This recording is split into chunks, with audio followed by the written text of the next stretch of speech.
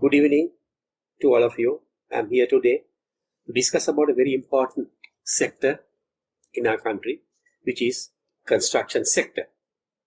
We all know year 2014, we have been contributing 4.6% to the GDP.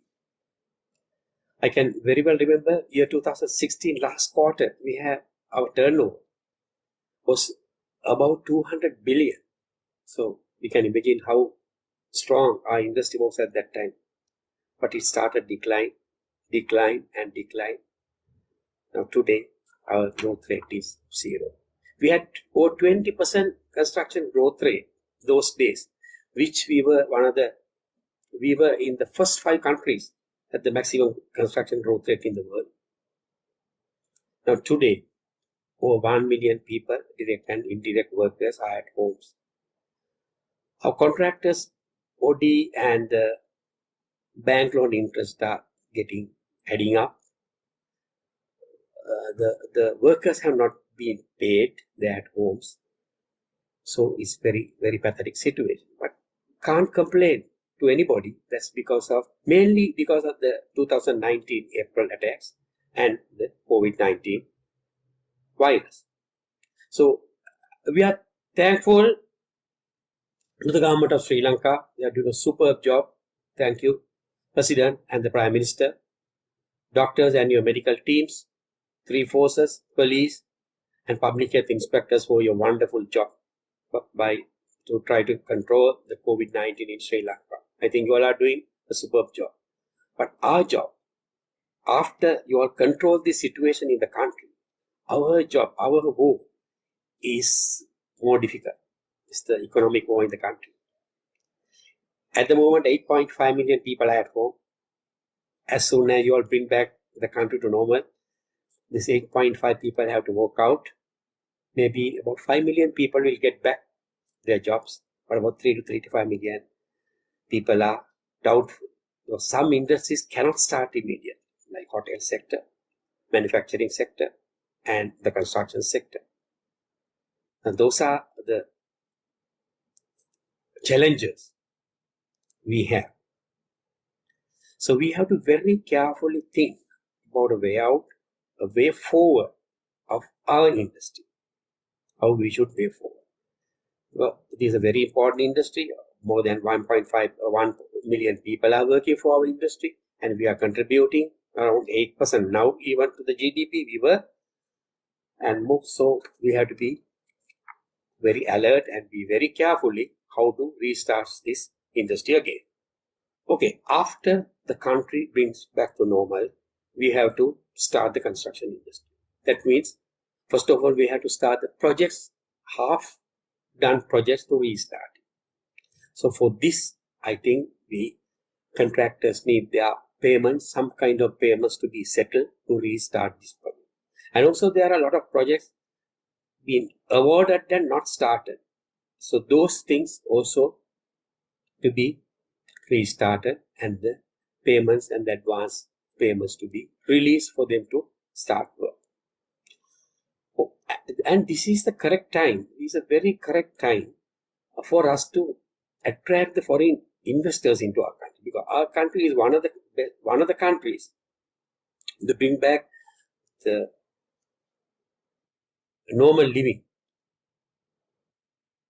We are one of the best countries which we can bring back the normal living to Sri Lanka very fast.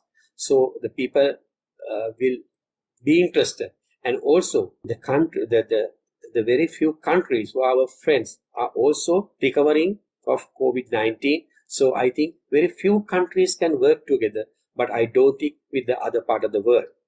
So we can start our business with those countries, and we can attract those investors to our country back by giving them better benefits, tax benefits, etc., and healthy environment to work, and better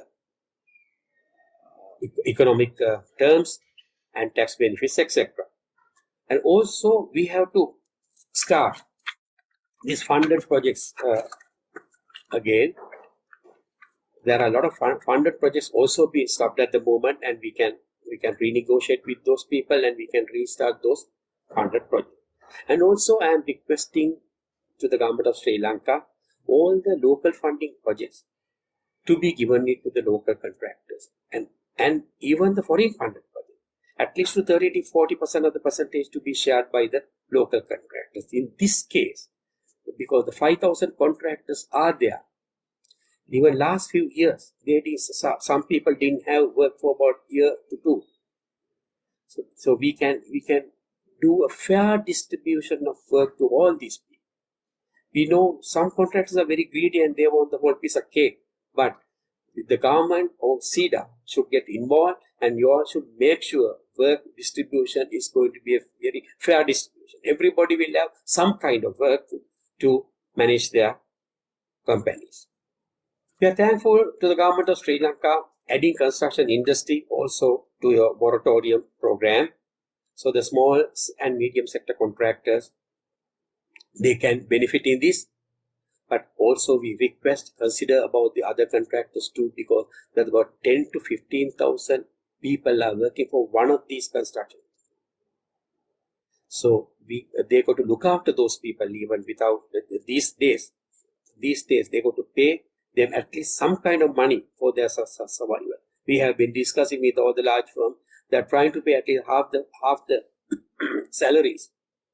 For 40 to 60%, some people are trying to pay 60% of the salary. Somehow these people are trying to give these poor people the money for their survival. And also, our contractors have a massive problem of encashing bonds and guarantees by the banks. I know when the bonds are being claimed by the bank has no choice, they have to encash. But it's very unfair. The clients are sending these bonds and guarantees to the bank for encashments.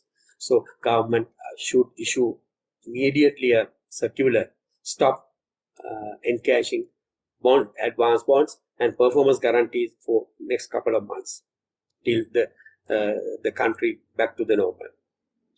And also, I heard some contractors are getting letters from the consultants. The time extension are not being given. LDR, liquidated damages, are being imposed.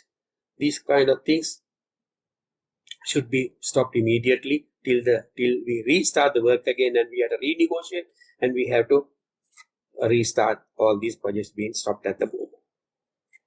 Finally, the way forward of the construction industry, we need the government support to release some of the payments owed to the construction industry. We know over 100 billion rupees to be paid to contractors for last couple of years by the government sector and the private sector both. So if you start paying them at least a portion of the money, we can restart our project and we can serve those companies can survive. The banks are also giving them a hard time because the banks are in trouble too. Going those people, they are going those people to NPL, and various problems are there with the contractors.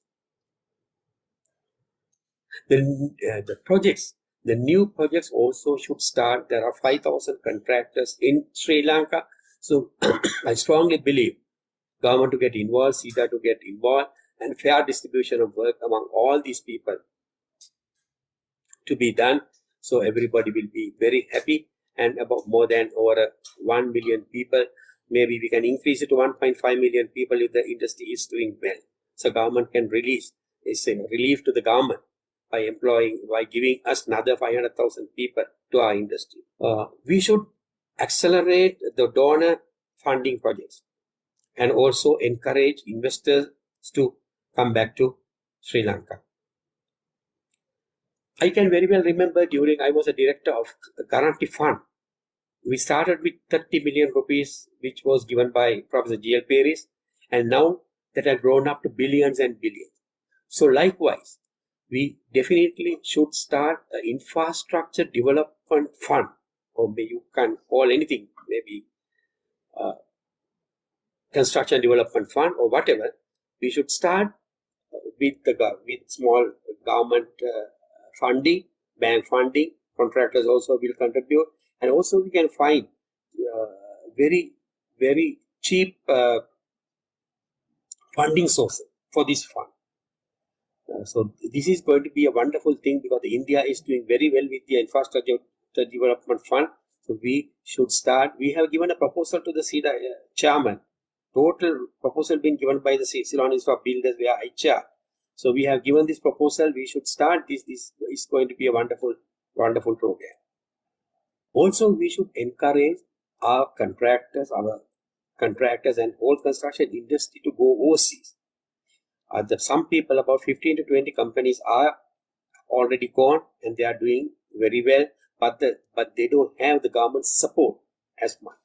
Even all these embassies, these business attaches can help our construction industry a lot by finding them information, finding them projects.